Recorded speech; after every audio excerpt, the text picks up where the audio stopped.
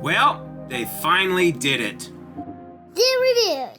Oh, hi, it's your old buddy Zoo, and if you've been watching the channel for any length of time, you know that my thing is kinda to review retro handhelds, and retro gaming, and retro gaming adjacent things, like that back there. It's a busted up Game Boy, but now it's art. But every now and again, something comes across my desk that's just magical. It makes me feel nostalgia, and it's not just marketing copy saying, oh, this is great. It's something that actually moves me. It makes my hair raise on my arm, and the ModRetro M64 is it. And I think I know why, and it's because the N64 didn't exist in a vacuum for me. It was the handheld of my adolescence. We'd play Mario Kart 64 or GoldenEye at our friend's house. We'd drag it around. We took it to band camp. We took it on summer vacations. Heck, I took it with me to a Disney trip we had in high school. But the experience was the same. Everyone's yelling, controllers being thrown, threats were made, everyone's having the time of their life. And that specific feeling when you slot your cart into the system and you know you're ready to go. So when I saw the M64 for the first time, that same design, same Trident controller, same cart slot on top, something in my brain short-circuited, but in a good way, and I knew I had to do a video on it. But then ModRetro said, hold up, I'm gonna push the embargo another month and a half, and so I was forced to play N64 games with my family and friends. Ew! What a torturous experience that was for me. But now the embargo is listed, so here we go! So first things first, what actually is this thing? Because if you're new to the channel, you might be mostly used to me talking about Android handhelds, or handhelds running Linux, or heck, even little HDMI sticks you plug into the side of your TV and they have video game systems on them. But the M64 is a little different. It's a home console, basically. It plugs into your TV, and it uses FPGA technology. Now, FPGA, let's explain that, because I know it sounds like a term your cable company invented to charge you more money. But normal emulation, the kind you'd run on a handheld or even your phone, is just pretending to be an N64 system or a Super Nintendo or whatever you're trying to emulate. Sometimes it's a really good impression. Sometimes, arguably, it's a better impression than the original, but it's still an impression nonetheless. FPGA is different because it's a chip programmed to be exactly like the original. It's not pretending to be an N64 because it is one, at least on the circuit level. Which means the timing is right, the latency is right, everything is pitch perfect to what you remember from the original system. The core running inside the M64 was developed by FPGA-based, which is the most FPGA community name of all time. And it's a modified version of what's already considered the gold standard N64 core in the MiSTer community. On top of that, the chip they're using is an AMD FPGA, which is more powerful than what most MiSTer setups run. And oh, by the way, it pumps out 4K over HDMI. All your old N64 cards pumped out at 4K on a system that is designed to be just like an N64, except with all the modern conveniences we've come to expect in the year of our Lord, 2026.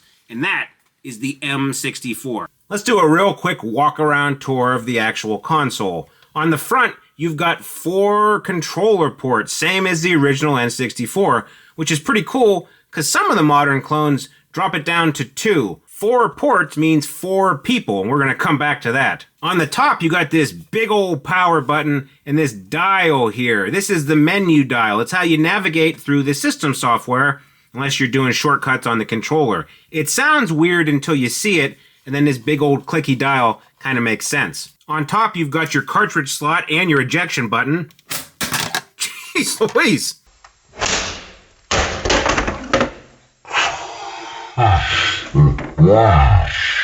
You slide your card in. If you want it out, popcorn time. It's satisfying every single time. And there's a little LED light pipe built in that actually lights your cartridge up so you can read the label art without pulling it back out. That's a tiny detail, but I kind of love it. On the back here, you got USB-C power, HDMI out, 2 extra USB-C ports, and an SD slot. Since this hasn't been officially released yet, I can't really tell you what these extra ports are for, but I know that the SD card has been teased with save games and some other cool features TBD. Now, here's where it gets interesting. See this clear window on top? It's not just an aesthetic choice to make it different than the other transparent part of the plastic, because ModRetro actually designed the PCB, the circuit board, to be looked at. It's got black pre-preg material, clear solder mask, gold traces. It is legitimately a beautiful piece of hardware. They wanted you to be able to either open this up or just peek through this little window and see all the stuff they made, which is kind of the opposite of how most consumer electronics companies operate. Now let's talk about size, because this thing is much smaller than an original N64. It's noticeably more compact. It loses some of that big, chunky presence, sure, but it's got a tight, purposeful feel. Everything is where it should be. Nothing is wasted. It's also fanless, which means it's completely silent. You're never going to hear this thing running. And then there's this, the ModRetro Bluetooth controller.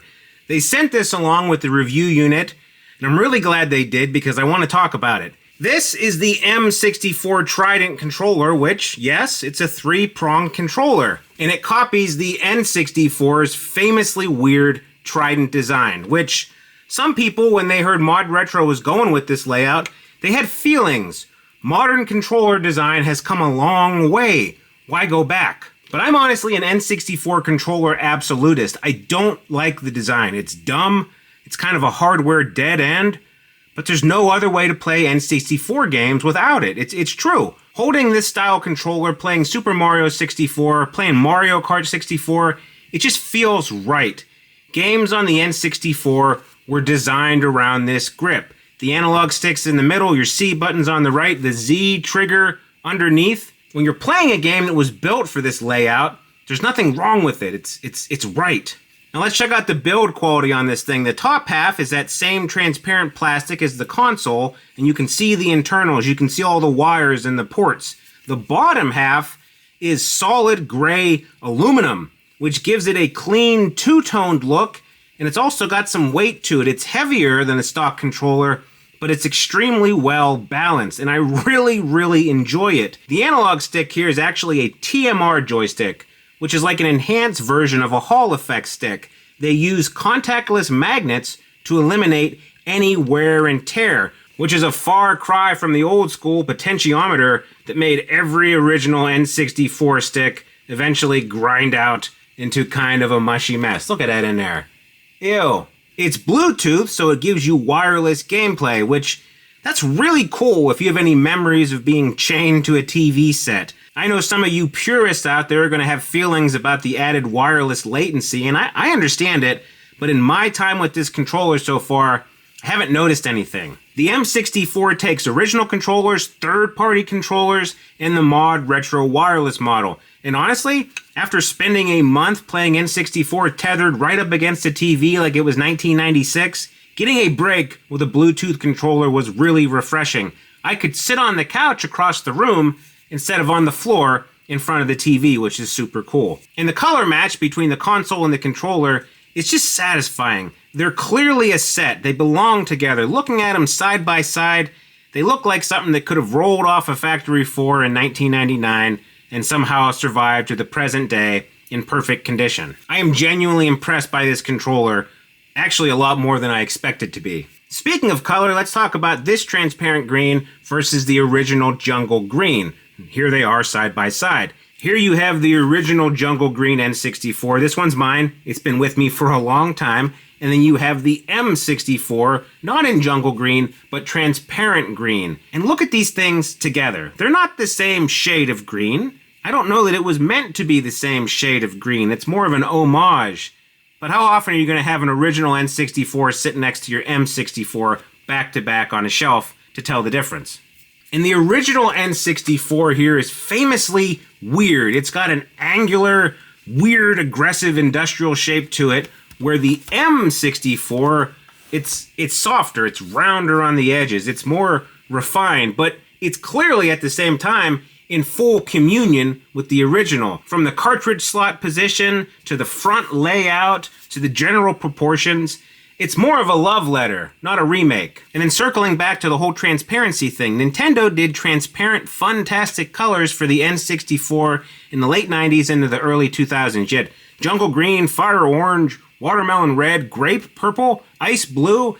If you were a kid in that era, you wanted one. They felt futuristic and playful at the same time, and the M64 is that same energy, just turned up a little bit, because now you can look through the top and see the gold trace circuit board through the window, and it looks like something you'd want to put in a display case, except you're going to put it on your shelf and plug Mario Kart 64 into it. And once you do plug the game in and fire it up, the difference in output, it's not subtle. On my TV, the M64 is cleaner, it's crisper, the colors pop in a way the original composite out just technically can't. It's still N64, it still has that characteristic look, it looks like an N64 game, but not the one that was actually on your TV in 1997 through a coaxial cable. I also want to show you something else here. This came in my review package from ModRetro, and it is a physical game, a new physical N64 style game on a cartridge with a manual inside. A little Nintendo style manual in 2026 made the hairs on my arms stand up. And it's not even N64 style, it's like a Game Boy manual, but it's still just a pure nostalgia bomb. I mean, look, you got pictures in there, you even have notes. Get your pen out and write all your tips and your codes. Pretty cool. And one of the things Palmer Luckey mentioned when the M64 was first announced is that ModRetro was working on, quote, a crazy good library of new, old, and never released titles. New games, actual new games for the N64 in 2026 on physical carts. I don't want to undersell this because ModRetro has done this with the Chromatic too. They didn't just make a Game Boy clone, they shipped new Game Boy games, physical cartridges, brand new software for hardware from the 90s, and they're doing the same thing here. The one they sent me is a little racer called Extreme G Turbo Fusion. And look at this thing, it is a proper N64 cartridge. Same size, same shape, slides right in, and you're playing your game. And I'm not going to do a full review of this game today. Maybe that's its own video, but just for context in the course of this video, it feels right. It feels like an N64 game, not in a budget homebrew that someone kind of threw together and kind of looks like an N64 game. It's more like someone sat down, a company sat down, and they made a real game for this hardware. The fact that this exists at all, the fact that you can plug this cart into a console in 2026 and play a brand new game, is one of the coolest things about what ModRetro is doing. I might do more on this game later, we'll see, but I wanted to let you see it because it's cool. It's like cloning a woolly mammoth and then letting people go see it in the zoo. Alright, here's the part of the video I've been really looking forward to. I just made a new rule for my zoo reviews videos. I figure if I'm going to tell you a piece of gaming hardware is good for local multiplayer, I should really demonstrate local multiplayer. And for this one, I didn't have to try very hard, because these are my kids, and they are currently playing a 30-year-old racing game on a brand new piece of hardware on a Tuesday night after school, and they have not looked up once in half an hour. And I mean, that's the whole argument for this thing right there. I don't need to say anything else. I will, but I really don't need to, because that's the whole video. The M64 made Mario Kart 64 compelling to children who have access to every modern game ever made. They chose this. No one told them to sit down and play it. They saw me playing it, and they asked if they could play along. And then they also got into a fight when my older daughter was better at it than the 6-year-old. That is the quintessential N64 experience right there. And it makes sense because the N64 was the first console where I really felt the community vibe. That thing where you're sitting around with a bunch of your friends and you're all staring at the same screen. And it doesn't matter that it's fake racing or fake fighting. It's real competition, real laughter, real screaming, real, I can't believe you just did that with Odd Job. Sure, we had 2-player SNES or Genesis, or maybe you knew someone with an off-brand quad port from some company called Mad Catz with a Z.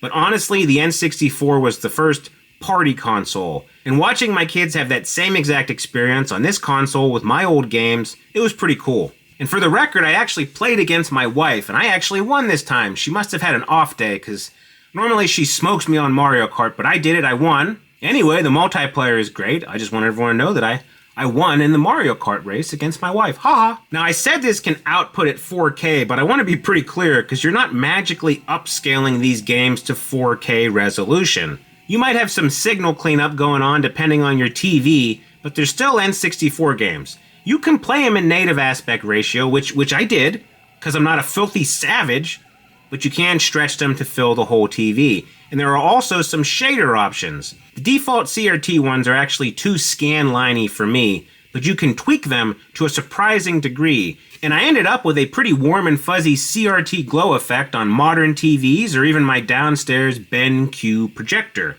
I don't know if anyone was actually expecting the equivalent of an HD texture pack on these games or even the level of upscaling you'd get on an emulator, but I did want to make that clear. 4K means it'll work on a 4K TV. It doesn't mean the M64 is upscaling 240p polygons to 2660 photorealistic graphics. And honestly, upscaling like that isn't even the point of an FPGA device. If you want to have it look smooth and photorealistic, emulate it. Well, Gary, the clock on the wall says it's time for What Did We Learn?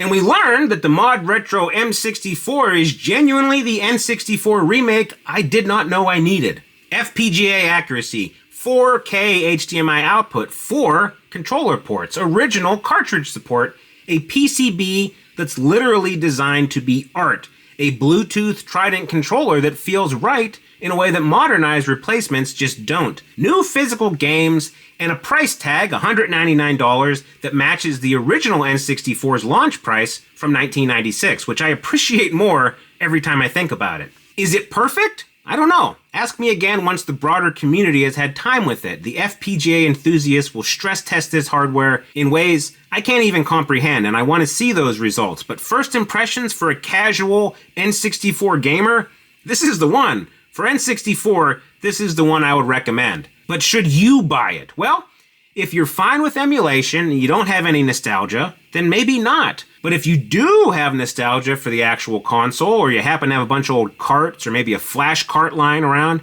it is awesome.